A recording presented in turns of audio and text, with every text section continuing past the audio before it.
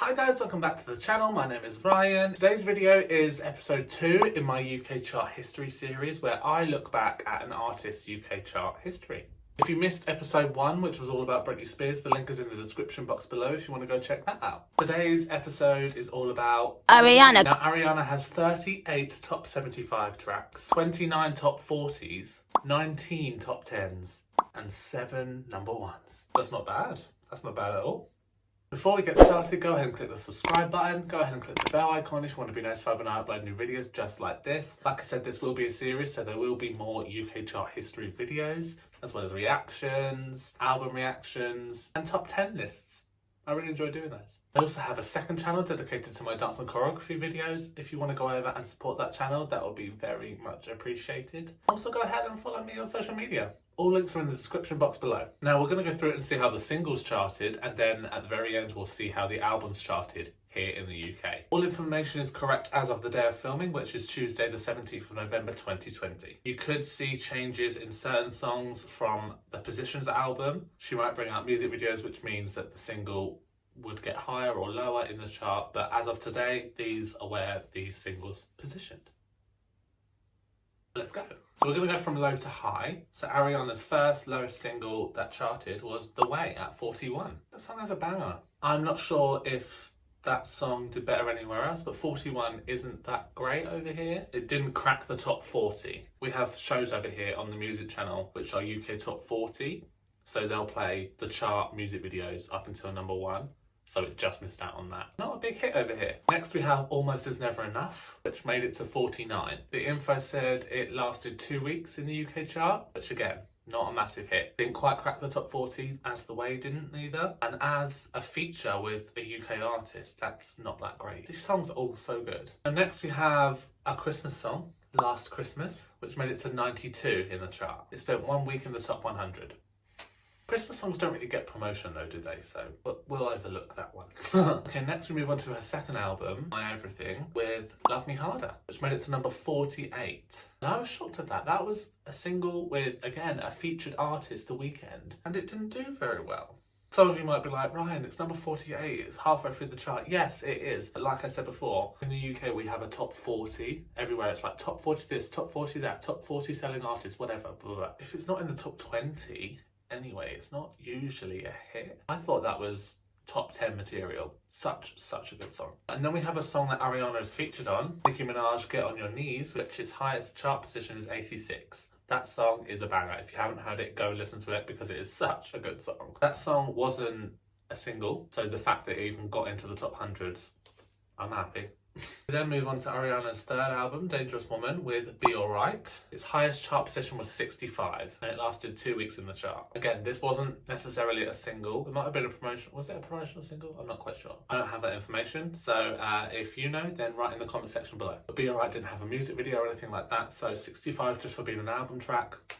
Again, I'm happy. We then have Beauty and the Beast, which charted at 52. This obviously being from Beauty and the Beast, the live action film with Emma Watson. It was also featuring John Legend. And by looking at the official chart information, I'm actually really shocked because this song did really well on iTunes. That just shows that iTunes isn't the be-all end-all of the chart industry. I've said this in previous videos. A song could get to number 5 on the iTunes chart and actually only make it to number 19 in the official chart. It's crazy. There's so many places to buy music at the moment that the official chart obviously have to get a percentage of everything and then mesh it into one, and it's just crazy that that song actually did quite well on other music outlets but only reached number 52 as its highest chart position. Carrying on, we then have Somewhere Over the Rainbow, which reached number 60 and spent 1 week in the chart. This was released for the One Love Manchester concert, and I think proceeds went to the families of the people who sadly died in that horrible accident. Next up we have The Light Is Coming, featuring Nicki Minaj. Its highest position was 57. Again, this song was a single. It had a music video.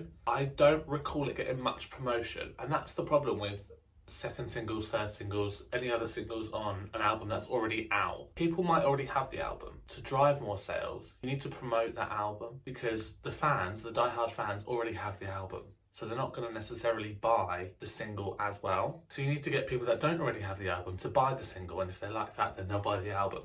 So you need to promote the hell out of the other singles. And in the UK specifically, this didn't get any promotion. Some songs don't need promotion, but But when a song isn't doing very well, you need to promote it. Okay, next we have a song that Ariana's featured on. Troye Sivan, Dance to This. Its highest chart position was 64 and it lasted 3 weeks in the chart. Great song. Then we have Ariana's most recent top 75 song, and that is Bad to You from the Charlie's Angels soundtrack, which reached number 51 in the chart. None of those songs off the album got a music video apart from Don't Call Me Angel. This song featured Normani and Nicki Minaj, which is probably why it's one of the songs off the Charlie's Angels album that did chart in the top 75, because it was featured with 2 different artists. Go and see the film. If you haven't seen the film, it's really good. There's an Ariana song popping up every 5 minutes. Big fan. Okay, we then move on to Ariana's top 40 charting tracks, with the first being Break Free at number 16. This song spent 27 weeks in the top 100. Wow, that is good.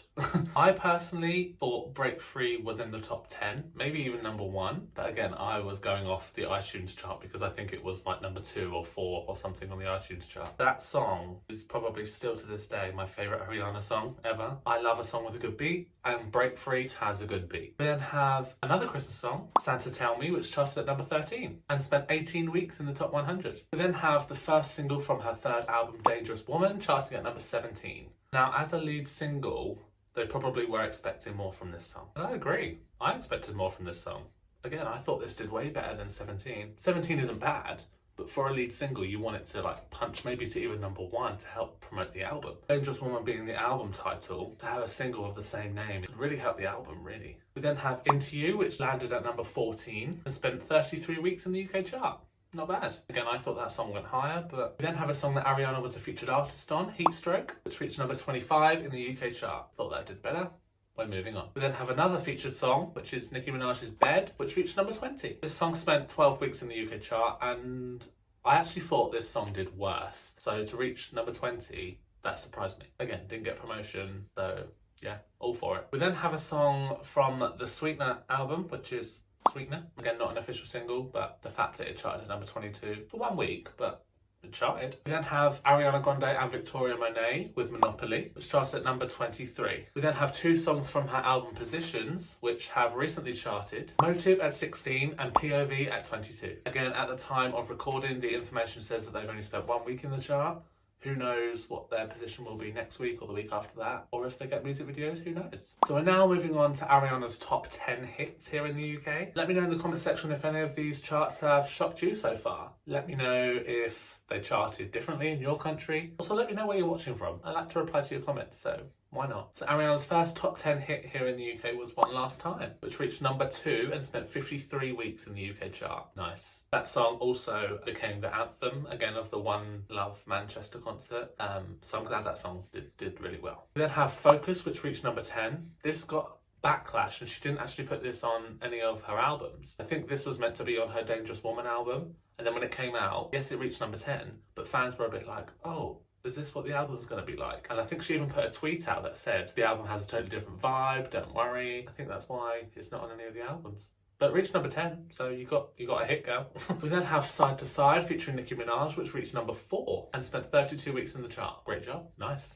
That song was a hit everywhere. We then have No Tears Left to Cry, which reached number 2 and spent 32 weeks in the chart. What a banger. We then have God Is a Woman, which reached number 4 and spent 15 weeks in the chart. I thought God Is a Woman charted way lower than number 4, so I'm glad because that song is so good. We then have another one that shocked me. Breathe In reached number 8 in the chart with barely any promotion apart from a music video which came out much later. So I believe this next song was a promotional single, Imagine, which reached number 8 in the chart. We then have Needy, which reached number 8 and spent 2 weeks in the chart. Ariana Grande and Social House dropped Boyfriend in at number 4. This song spent 11 weeks in the UK chart. Don't Call Me Angel featuring Lana Del Rey and Miley Cyrus reached number 2. We then have Stuck With You featuring Justin Bieber, which reached number 4. I thought that was number 1. Oh well. We then have Ariana's latest single, 3435, from the album Positions, which reached number 9 so far, and has so far spent 2 weeks in the top chart. Now, I know this song is getting a music video either today or this week sometime. As of today, like I said, this info is correct. It reached number 9 as its highest position. With the music video coming, who knows if that's going to go higher or lower. So that's her top 10 hits. We're now going to move on to her number 1 singles. Now again, she's had 7 number 1 singles. Some of these are with featured artists. Let's go. So Ariana's first number 1 hit over here in the UK was Problem, featuring Iggy Azalea. This song spent 1 week at number 1. It still got to number 1, even if it's just for a week. Her next number 1 was Bang Bang, featuring Jessie J and Nicki Minaj. That song also spent 1 week at number 1. Next we have Thank You Next, which spent 6 weeks at number 1. That song was a hit everywhere. The fact that it spent 6 weeks at number 1 over here, I'm not surprised. We then have Seven Rings, which is from the same album, which spent 4 weeks at number 1. This album just blew everyone away. Chart-wise, fan reaction-wise. The fact that she just dropped it 6 months after Sweetener, I went insane. We then have Break Up With Your Girlfriend, I'm Bored, which only spent 1 week at number 1, but it got to number 1. The third single off the Thank You Next album, and they all went to number 1. Crazy. Her next number 1 was Rain On Me with Lady Gaga. That only spent 1 week at number 1, and I'm shocked because that song is a banger. Ariana back doing pop music, which is actually my favourite era of Ariana. I love her doing pop music. And again, teaming up with Lady Gaga, one of the biggest artists in the world. They only spent 1 week at number 1.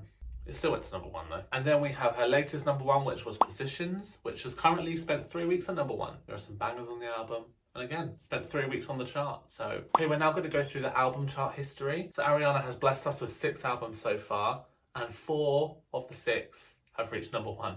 That's incredible. So her first album, Yours Truly, reached number 7 and spent 4 weeks in the chart. My Everything reached number 3 and spent 105 weeks in the chart. That's one of my favourite Ariana albums. Again, Break Free, banger. Dangerous Woman reached number 1, becoming her first number 1 album, and spent 114 weeks in the top 100. Sweetener was her second number 1 album and spent 62 weeks in the chart. Now, Dangerous Woman and Sweetener both spent 1 week at number 1. Still number 1.